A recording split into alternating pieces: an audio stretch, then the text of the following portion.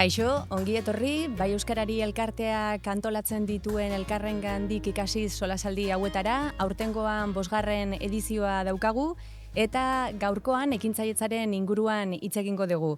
Gurekin gonbidatu batzuk ditugu, aurreraxeago aurkeztuko dizkizue danak, baina ezer baino lehenago eta gaian murgiltze aldera ideia nagusi batzuk jarri nahi dizkizuet mailaren gainean. Ekintzailetza kontzeptua ohikoan enpresa eta negozioak sortzearekin lotzen dugu eta Euskal Herrian bereziki enpresa hauek industriaren ingurukoak izango lirateke. Baina azken urteetan ekintzailetza konpetentzia gisa hartzen dugu eta besteak beste sormena, lidergoa, taldelana, berrikuntza eta erabakiak hartzeko gaitasunak biltzen dituen konpetentzia dela esango genuke. Datuetaz hitz egingo bagenu, gure lurraldea ekintzailea edo ez galdetuko bagenu, esango genuke Donostia dela ekintzailetza gehien sustatzen duen hiria, tasak begiratuko bagenitu, zehazki 6,6ko tasa edukiko du, EAE eta Espainiako batazbestekoa baino handiagoa. Beraz, Donostia izango litzateke tasarik handiena duena, ez du esan nahi beste hiriak altua ez duetenik, hala eta guztiz ere. Horrelako datuei eta bestelako galderei erantzungo diogu gaurkoan galdera ezberdinekin eta aurtengoan berritasun bat daukagu, herritar ezberdinen galderak saiatuko geralako galderen artean ere uztartzen eta hauei erantzuna ematen. Beraz, ezer baino lehenago, zuek gonbidatuak aurkeztuko zaituztet, han bukaeran daukaguna Iñaki Peña izango litzateke, Deusto Business Schooleko Ekonomia eta Finantza saileko katedraduna da eta doktorea. Gradu ondoko eta gradu aurreko programaten irakasten du eta enpresen eta lurraldeen lehiakortasuna, berrikuntza eta jasangarritasuna doktoretza programako zuzendaria ere bada. Besteak beste, kurrikulum zabala daukazue, beraz, hortxe utziko dugun dirutze bazaizu, ongi etorri. Bere ondoan, Libe Bastida Larrea, Asleko Euskadiko lan sozietateen eta enpresa partaide duen elkarteako teknikaria, ekintzailetza eta enpresa alorrean. Enpresen administrazio eta zuzendaritzan graduatua eta ekonomia sozial eta solidarioan masterra egina. Ongi etorri? Eskerrik asko. Eta nere ondoan, Miren Lauzirika, emakumeekin elkarteko fundatzailetako bat eta elkarteko presidente ohia, Art for Life sormen aholkularitza enpresaren sortzaile eta bertan sormena tresna gisa erabiltzen du erakunde eta enpresetan gaitasun profesionalak autoezagutza eta lan prozesu estrategikoak lantzeko. Ongi etorri, zuri ere? Mil esker. Ederki. Pixkanaka gaian murgildu gera, hasieran esan dizkizuedan datu hoiek kontutan edukita, aurkezpena ere egin dugu. Beraz, nik galdera asko ditut gai honen inguruan hitz egiteko. Orduan, ondo irutze balen bazaizue, lehenengo gauza, gaiaren kokapena izango da. Bai, pixkatxu bat ikusten gaituzten horiek ere, uler dezaten zertaz ari geran hitz egiten. Lehenengo galdera guztiei dijoa, nola ulertzen duzue zuek zer den ekintzailetza? Lehenengo eta behin ekintzailetza nire ustez bada prozeso bat non zerbait sortzen duzun, bai, normalean, kasu honetan, testuinguru honetan, ekonomiari lotuta, eta baina baita ere bada autoezagutzarako tresna oso garrantzitsu bat, behar bada parte hori ez da hain ezaguna, gehiago ezagutzen dugu gure gizartean duen inpaktua, edo baita ere ekonomian, eta bar, baina bai, bada ere autoezagutzarako tresna oso garrantzitsu bat. Bai, ni Mirenekin oso ados, nik agian beste ikuspuntu batetik, ez? Esango nuke zer den niretzat ekintzailetza, esan duzu moduan ni ekintzailetza teknikaria naiz. Beraz, niretzat ere ekintzailetza ez da proiektu bat martxan jartza soilik, baizik da niretzat ere prozesu pertsonal bat bezala da, eta hori erabat ikusten dut laguntzen edo eta akonpainamendu hori egiten diedan pertsonekin. Eta nire ikuspegitik zer da ekintzailetza, ez? Niretzat ekintzailetza da pertsona horiei ez bere erabakiak hartzen laguntza, baizik eta erabaki horietan babesa ematea, akonpainamendu hori ematea, eman nahi dituzten aurrera pausoetan ere bide lagun izatea, ez? Eta gero beren proiektuak bideragarri izan daitezen, bai ekonomikoki, bai sozialki ere, hortan laguntzea, ez? Orduan nik ikuspegi horretatik ulertzen dut ekintzailetza, baina oinarrian Mirenek esan duenarekin erabat ados egon da, bai. Nik ezer gutxi dakat erantzteko, erabat bat nator aurreko definizioekin, baina zehaztekotan agian enpresagintzan kokatuko nuke. Zeren bestela terminoa oso abstraktua izan daiteke, eta denok irizpide berdina edo ulermen bera edukitzekotan, azken finean Mirenek eta Libek esandakoarekin guziz bat nator nolabait definituz ideia bat enpresa batean gauzatzeko aurrera eramaten den prozesua dela, eta horretarako gutxi batzuk dute ausardia. Eta azken finean beraiengatik ez balitz gaur egungo ongizate maila eta gaur egungo zenbait aurrerapen elirateke gertatuko. Justu amaieran zuentzako galdera badaukat profilaren inguruan, baina oraindik gaia zehazten joango gera, baina ni ere ados azkeneko horrekin. Negozio bat irekitzerako orduan, entzuten ari den norbaiti gomendioren bat eman barko bazeniote, zein urrats jarraitu behar dituztela iruditzen zaizue, eta horrekin batera ere zeintzuk izango lirateke, zuek dakizuenaren arabera, gaur egun egon daitezkeen laguntzak. Ia lehenengo eta behin, mapa bat irudikatu behar da, ezta? Bidai bat hasteko orduan mapa hori irudikatu behar duzu, baina inork ez dizu normalean, gure gizartean, ez dago hezkuntzarik, ezta? Gaur egun, geroz eta gehiago, baina gure belaunaldikoen artean ez da egon horrelako hori ikasteko kulturarik edo espaziorik gure hezkuntza sisteman. Orduan oso zaila da hori jakitea nola egin, eta horretarako mapa hori marrasterako orduan nik uste dut idealismotik eta errealismotik hor tartean bilatu behar dugu espazio bat non mapa hori marrasten dugun, baina jakinez mapa hori ez dela realidadea, eta gero bidaia hasten dugunean beste gauza batzuk topatuko ditugula. Nire ustez laguntzarik garrantzitsuena, beraiek igual bestelakoak kontatuko dituzte, baina sare bat eraikitzea. Sarerik gabe ez dago ekintzailetzarik, zeren bakardadeak ekintzailetza akabatzen du. Bai, nik galdera egin duzunean ere pentsatu dut, ez? Niretzat prozesua ez da bat ere lineala, beraz, niretzat lehenengo urratsa izan beharko luke hori ulertzea, ez da? Malgutasun hori izatea, jakitea, ez daudela agian sare sozialetan, LinkedInen ikusiko ditugun ekiteko urratsak, hori errealitatean ez dela horrela. Beraz, hori ulertzea ekintzaile batek ez, lehenengo urratsa eman eta agian atzera egin behar dela, edo ez atzera baizik eta beste bide bat hartu behar dela, eta ekitea ikastea dela ulertza oso garrantzitsua iruditzen zaitez. Ondoren, Mirenek esan du ez, autoezagutza zergaitik ez urrats bezala jarri daiteke proiektu bat aurrera eraman nahi denean ez, norantz zer motibatzen nau benetan ulertzea ez, norantz joan nahi dut, naiz eta ondoren esan dudan bezala ez, aldaketak egon daitezke, baina hori garbi izatea garrantzitsua iruditzen zaitze. Gero egon daitezke urrats arruntagoak esan dezakegu ez, estrategia, behar bat identifikatzea, zer eman nahi diot erantzuna, proiektua ekonomikoki bideragarria den ikustea, baina oinarrian ez badago autoezagutza edo erreflexioa, hausnarketa hori ez baldin badago, nik uste dut zentzua galtzen dutela pauso hau guztiek, beraz, hori oinarrian edukitza oso garrantzitsua iruditzen zait.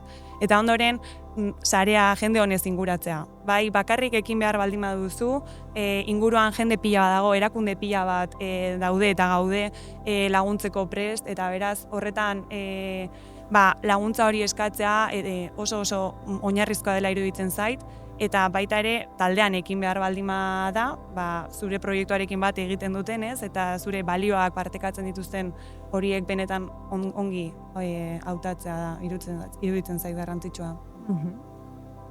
Bai, nik laburtzekotan, azken finean ekintzailetza da arrostasunari aurre egitea, eta aurre egite horretan norberak ondo ezagutu bat du bere buruarekin noraino iristeko gai izan daiteken. Oso importantea da bakardade horretatik urruntzen nahian inguruko gertu egon daitezkeen akonpainanteak ondo aukeratzea, hori ere garrantzitsua da, eta gero jakitea zen baliabide dauzkan, eta zeintzuk eskuratu ditzaken ibilbide horretan. Zeren azken finean, merkatuak justizia egingo balu, esan nahi dut, enpresak aurrera egin dezan, merkatuak erantzun beharko balio, ondo neurtu beharko lituzke bere indarrak horretara iristeko, zeren merkaturik ez baldin badauka, eta hau askotan gertatzen da, hasi eta bihar bertan bukatzen da historia. Orduan, horri aurre egiteko nik uste dut esan bezala, norberak bere limitazioak non dauzkan, nola osatu ditzazken ingurukoekin, eta ondo neurtu noraino iritsi daiteken. Edarki, justu pixkatxu bat hortaz hitz egiten ekintzailetza, azkenean hortara eraman azue, ondorioz, guztiak balio dugu ekintzaile izateko, edo profil berezi bat da. Zer behar du pertsona batek ekintzaile izateko, eta bere negozioa garatu, eta denboran iraundezan. Autoezagutzaz gain, profil bereziren bat iruditzen zaizue izan daitekeela, bidean ikasten den zerbait da? Bidean ikasten den zerbait da. Bai. Nire kasuan eta emakumeekin sarean gauden askok esan da, ez ginen berez ekintzailearen profil ideala edo liburuetan edo Googleen agertzen diren horiek, ez ginen perfil hori, baina hori ikasi egiten da eta gauza da beste erraminta batzuk eukitzea, beste gaitasun horiekin aurrera egiteko eta beste batzuk ikasteko bidea. Hori da lehenengo gauza. Niretzat, imaginazioa baino kuriosidadea landu behar da, bai? Eta gero baita ere entzuten jakitea. Askotan gertatzen da, testu inguru horretan, sare horretan, badaudela bi perfil. Batak, esaten duzunean, enpresa bat aurrera aterako duzula, esate izutela, ez zu ezara horretarako gai, edo ez egin, edo ez arriskatu, bai? Horiek gertatzen dira, hori batzuetan egoten dira oso gertu, familian bertan, eta bestalde ere, denari bai esaten dioten horiek. Ezta, arrazoia, bai, oso ondo egingo duzu, eta aurrera, bai, eta danari bai, eta horrek ere kalte egin aldizu. Orduan, entzuten jakitea, bai, honetik zer dagoen hor ez dena hain positiboa, eta txarretik, pixkat, filtro bat egin, eta nolabait, entzuten ikasi, eta baita ere zure abots propioa topatzen. Ere ekintzailetza esperientziatik ere esango nizueke, kritika konstruktiboa eskaintzen duen jendeari galdetzea ere ezinbestekoa dela. Maiz, ezta? Ez dela bakarrik entzutea, baizik eta zeini galdetzen diozun jakitea ere, ezta? Hori da. Gauza bat erantzi nahiko nuke. Irutze zait, badela, gure planeta honetan, pertsona asko, ekiten ari direnak, baina ez dutela berez ekintzaileko etiketa hori bere gain hartzen. Esan nahi dut, munduan 750 milioi emakume inguru daude ekonomia informalean. Mundu guztian, ez gure mundu eroso honetan baizik, mundu guztian. Eta batzutan, ikusi izan dugu, eta gaina ikusi ezinak diren pertsonak, emakumeak dira, ez? Kalean, plastiko hartzen, basuran geratzen denatik, berziklatzeko, eta horrekin, diru apur horrekin, etxean jaten emateko. Ari naiz, edozein herri txirotan gertatzen den zerbait. Baina, ikusten badugu ze inpaktu dakan horrek, bai ekonomikoa, etxerako, ez? Bestaldetik, ingurumenerako. Eta bestaldetik parekautasunerako, genero parekotasunerako, ez da impacto ekonomiko bat soilik, da impacto sozial bat. Emakume horri galdetuko banio zer pentsatzen duen ekintzaile profilari buruz, esango liake ez dizutu lertzen. Eta impactua itzela da. Eta hor daude, baina ez ditugu ikusten. Horiek ere ekintzaileak dira. Orduan, pertsona horiek prestutasuna dute, edo gaitasuna dute, edo zer profil dute. Askotan eskesta aukera bat. Da, ala beharrez egin direnak, ez? Ordu, eta ari gara hori, 750 milioi emakume munduan. Bai, ni guztiz ados, nik uste dut zuk esan duzula baita hasieran ez, ekintzaitza horren kontzeptu zabala da, ez da soilik enpresa bat edo negozio bat martxan jartzea, esan da ez, prozesu pertsonal bat, nik uste dut guk pila bat ikusten dugu, baita enpresa barruan bertan ere, jende ekintzailea, langile moduan, beraz, profilaren galdera oso zaila da erantzutea. Niretzat ez dagoelako profil konkretu bat, esan duen bezala, batzuk ez dakite ekiten ari direla ere, baina ekiten ari diren horietan ere guk asleti dugun esperientziatik behintzat oso desberdina da. Ikasketak amaitu berri dituena, askotan lan munduan urte batzuk daramazkiena eta bere lan horri, bultzada bat eman nahi dion jendea, ingurunetan, landa ingurunetan, nik esan, 2 urteko esperientzia soli dut aslen, baina oso dibertsitatea handia dagoela ikusi dut perfilan. Batzuk nahi dutelako eta bestek behar dutelako. Baita ere, nik uste dut hori ere mahai gainean jartzea garrantzitsua dela. Aurtengoan berritasun bat daukagu, eta herritarrek galderak egin dizkizuete. Orduan, horietako bat jarriko dizuet, ea entzuten duzuen ondo. Zuen ustez ze garrantzi dauka hizkuntza baten edo bestearen aldeko apustu egiteak enpresa bat sortzerako orduan? Nahi duenak. Vale, nik uste dut alde batetik. Zuk, apostua baino, apostua bai, baina espazioa ematea ez da, hizkuntzari, kasu honetan, euskarari, bai egiten duela, alde batetik, euskarari espazioa ematea eta benetan bizitzea, ez da, lan eta bizi, baina baita ere, beste gauza bat da, gure komunitatean, konfiantza sakonerako espazioak sortzen direla, baita ere, bezeroen artean. Eta hori errealitate bat da ere bai, esan nahi dut, konfiantzarako bide bat da ere bai. Eta horrek ere baditu nola baiteko eraginak gure enpresetan eta gure sarean. Eta, nik uste dut hori ere, esan behar dela. Bai, nire kasuan ere, agian erantzun pertsonala da baita ere, baina niretzat euskara enpresa negozioa martxan jartzean edo eta lantokian erabakitzea, ez da soilik erabaki linguistikoa. Niretzat askoz haratago da, eta pixkat horrekin lotzen, ez da, nik uste dut hemen gure inguruan tokiarekin lotura sendotzea, harremanak, konfiantzazko harremanak sortzea, pertenentzia sentimendu hori sortzen duela, ez? Eta guk hori ikusten dugu alde batetik bertako jendeak enpresa sortzen duen momentuan, ez? Euskara bere egunerokotasunean erabiltzen duen jendearekin, baina baita kanpoti datorren jendea, begira, orain dela hilabete Venezuelako 2 pertsonak ekin zuten enpresa bat, ez dakite euskaraz oraindik, baina biek esan zidaten ikusi dutela hemen eta sentitu dutela zer nolako garrantzia duen euskarak,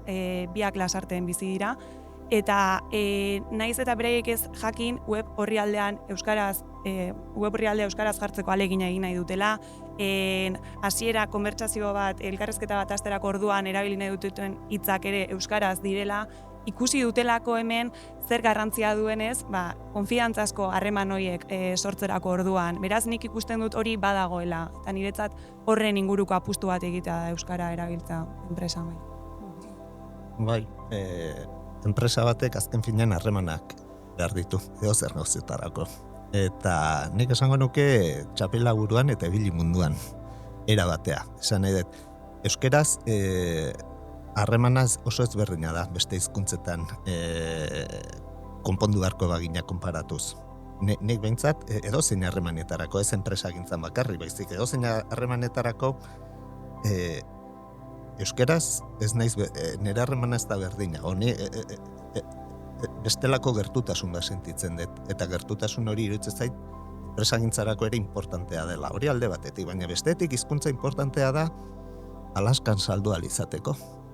Eta Alaskan euskaraz inork ez ditu lertuko. Eta gian, han, konpondu alizateko, nire bezeroa han baldin badago, beste hizkuntza bat beharko dut. Eta hizkuntza ez da bakarrik horrela zuzenean, baizik eta idatziz edo matematika bera ere beste hizkuntza bada, ez? Orduan, hizkuntza komunikatzeko era bada. Eta alik eta trebetasun handia baldin badago edozein hizkuntzetan murgiltzeko, edozeinetan, nik uste dut hori oso lagungarria dela. Beraz, zenbaitzuntzako oztopo izan ditzekeena edo baldintzatu dezakena, pentsatzen duten horiek esango genieke aukera polit bat ere badela zentzurik zabalenean, ezta? Berriz ere ekintzailetara goaz, eta ekintzaien inguruan galdera bat egin nahi dizuet zuen esperientziatik. Segurunikan agian baten bat ikusten ari bada, ekintzaile izan nahi duna, edo bertan dagoena prozesu horretan agian lagungarri zaiolako zuen erantzuna. Zein da zuen ustez edo zuen esperientziatik ekintzaile batek eduki dezaken beldurrik handienetakoa behin astean edo prozesuan dagoenean? Askotan izaten delako produktu berri bat edo zerbitzu bat ateratzen dulako, ez dakielako iritsiko dan, nola iritsiko dan. Zenbaitzutan nik ere esperientziatik badakit produktu edo zerbitzu horiei prezioa jartzeak zenbat buru uste eragin ditzaken. Orduan konta idazue zuen ustez, zein den zuen realitatetik edo esperientziatikan beldur handi horietako bat, eta zer esango zenioketan beraiek. Nik emakumeekin elkartean, ikusi dut eta ikusi dugu, beldur batzuk badaudela, ez da, porroterako beldurra eta hori guztia, gizartean, edon hori gertatu zaizkionak. Eta baita ere, emakumeekin elkartea sortu genuenean, izan zen, hainbat beldur detektatzen genituela formarik gabeko beldur batzuk. Eta ez genekien zer ziren. Bidaiatutako emakumeak, ikasitakoak, lan esperientzia sekulakoa, hori ez da, ikusten genituen perfil batzuk gure artean oso potenteak, eta aldi berean, ekintzailetzarako momentu horretan, beldurrik sakonenak ateratzen ziren hortik, eta ez genekien nondik zetozen. Orduan gero, forma ematen hasi ginen beldur hoiei, eta hor, zer zegoen, alde batetik. Perfekzionismoa, emakume hori beti esan digute gauzak polito egin behar ditugula, ezin ditugu marraskitsusiak egin, ezin ditugu hitz ez dakinolakoak esan, beti polito eta txukun egin behar ditugu gauzak. Ekintzailetza ez da gauzak txukun egitea. Ekintzailetza da gauzak egitea. Orduan, txukuntasunaren eta ez zaitez ikindu, hori ikasi dugu umetan. Hori ikasi dugu, ez apurtu zure soinekoa, ulertzen da, zeri buruz ari naizen, estereotipoak, baina horrela ez zitu gaituzte gizartean. Eta barkatu maiz, eta egiten bali madezu oso ondo egin. Hori da, orduan, egitekotan egin primeran. Orduan, hortik abiatzen bagara, nola arraio gertatu daiteke nik zerbait ekitea, guk aurrera egiten badugu enpresa batekin, hori lehenengo eta behin borradore bat da, borradoreak itxusiak dira. Borradoreak txikinak dira. Eta nola egingo dut nik hori, lehenengo eta behin hori. Eta beste lako gauza bat, egon behar gara, emakume bezala ezitu gaituzte, isilik egoteko, eta ez ikustarazteko. Orduan, zer da ekintzailetza? Biluzik egotea jentearen aurrean, hau naiz ni, hau daukat nik eskaintzeko, eta hau da nik esan nahi dudana. Eta horretarako, oztopo asko gainditu behar dira, baina horri izena jarri arte ez genekien zer zen. Eta izenik gabeko harri bat, edo formarik gabeko ikusi ezin alduzun harri bati salto egitea oso zaila da. Orduan, beldurrak badaude danontzako, baina baita ere esan beharra dago, emakumeok badaukagula beste lan bat egiteko, eta dala, barrera edo oztopo horiek ikustaraztea, jakitea zeintzuk diren, eta kontzientziatzea, eta behin hori ikusita, errezagoa da salto egitea. Beldurra unibertsala da, emakumezkoentzat eta gizonezkoentzat guztientzat. Nik uste dut, beldurra egon daitekela daukaguna hori galtzea, edo ipinu dugun guzti hori galtzea, gauza ez badoa ondo, baina egia da ezin dela arrakasta lortu ekin gabe. Orduan, hor dago apustua, ez? Gaizki irtetzen bada, horrek beldurra sortzen du. zer ipiniko dut hemen, eta agian ipintzen dezuna ez da zurea, da beste batzurena, eta horreko indikan beldur hori areagotu dezake, ez? Hori batetik, eta gero lotxa galtzea, ez? Zeren gure kulturan estigmatizatua dago, ez? Eta bueno, nik uste dut hor zigortzen dala frakasoa edo porrota, eta horri ere bildurra zaio. Pisu horrekin kalera irtetzeari, ez? Orduan, besteak beste bildur gehiago egon daitezke, ez? Baina nik azpimarratzekotan, hoiek, bai fisikoa, baina ez da fisikoa soilik. Bildurra beste zer gauza batzuri ere bazaio. Bai, nik ere lehenena bururatu zaidana porrotarena da, ez? Nik uste dut askotan egoten garela gertatu aurreko ez, zer gertatuko den horrekin beldurrez, ez? Eta zer da porrota, ez? Askotan galdetzen dut, osea, nik ez dut nire azaletik bizi ekitea, baina pila bat ikusten dut ekiten duten pertsonetan, eta askotan pentsatzen dugu porrota dela negozioa ixtea, edo gauzak pentsatuta genituen bezala ez gertatzea, ez? Baina eta bidean pertsona horrek ezagutu dituen pertsona guztiak, izan duen barne hazkunde guztia, eta ematen duen guzti hori kontuan hartu ezkero porrotaz ari gara, niretzat guztiz ez? Eta nik uste dut bizi garela gizarte eta kultura batean nahi dugu arrakasta azkarra eta gainera ikusten dena saritzen dugula, ez? Eta saiakera ez da balioan jartzen, eta niretzat saiakera balioan jarri behar da, niretzako, ausartak ez urrena direlako pauso hori ematen dutenak, ez? Esan du Iñakik hasieran, ekiten ez badu inork, hemen ditugun gauza pila bat ez genituzke izango, beraz, nik uste dut porrotaren inguruko hausnarketa bat egin beharko genukela, ez soilik ekiten dutenek, denok, askotan kanpotik datorkigun inposizioa delako askotan ez, zer pentsatuko dute kanpokoen iregatik, eta horretan miren iruditzen zait egin duzun hausnarketa ere oso garrantzitsua dela, niretzat bai emakumeek badugulako perfekzionismoaren inguruko bestelako bai ikuspuntu bat edo eta bai perfekzionismoa beste puntu batetik ikusten dugulako, eta beraz hori lantzea eta hori lantzeko sareak izatea ezinbestekoa iruditzen zaidalako, bai. Neri baimendu didatenez eta 8 urtez ekintzaile izan naizenez, lehengo udaran erabakinun prozesu edo momentu hori bukatzea. Esan barra daukat, batetik egiten duzuen hausnarketatik bat usten dut gauza kultural bat dela, beste leku batzuetan porrota ez delako existitzen. Azkenean, gauzak joan eta torri egiten direlako, eta bidean gauza asko ikasten direlako, eta esaldi bat niretzako oso esanguratsua eta ben errepikatu esan zidatena izan zen, hemen ez dela inoiz galtzen, ikasi egiten dela beti. Eta nik argi daukadana da 8 urtez eraman deten ikasketa pertsonala eta profesionala edozen ikasketa eta masterrek ez lidakela emango. Beraz, beti esaten diet. Ekintzaile ez dakit jende guztiak izan nahi du, baina behintzet, hasiz gero ikasiko dutena, betirako eramango dutela. Hori oso argi daukat.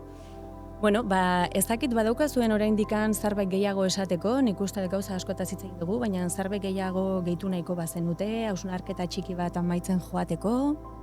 Nik presioen inguruan, aipatu duzu presioak esartzearen zera, ikusten dugu joera bat, non pertsona oso prestatuak diren pertsonak, badaukaten pentsamolde bat, eta da, hasiko naiz presio txikiekin, eta gerora igoko ditut, bai? Esperientziarekin edo igoko ditut. Baina inork ez luke ulertuko kafetegi batean, egun batean, 50 zentimoko kafea dela, eta hurrengo gunean, ez da, euro bat eta 50 zentimo. Orduan, inork ez luke hori ulertuko. Presioa merketzea da zu toki batean jartzea, non ez duzun zure burua balioan jartzen. Eta presioa balioaren parean dago, eta balioan jartzea garrantzitsua da. Orduan, arrakala ekonomiko bat existitzen da ekintzailetzan, behar bada unekoak kontutan hartuta Euskal Herrian nahiko parean dago, baina emakume eta gizonen aldetik alde ekonomikoa oso arrakala handia dago ekintzailetzan, are handiagoa da, bai? Eta orduan alde ekonomiko hori murrizteko eta kentzeko, zer egin behar dugu guk guztiok, emakume guztiok, presioak esarri bere tokian. Hau da, presioak igo. Zertarako egoteko, arrakala ekonomiko hori izteko eta balioan jartzeko guk gure lana. Duintasunez prezioak jartzea. Hori da. Nik guztiz ados, Mire, nek esan dakoarekin, nik ekintzailetasunari beste funtzio bat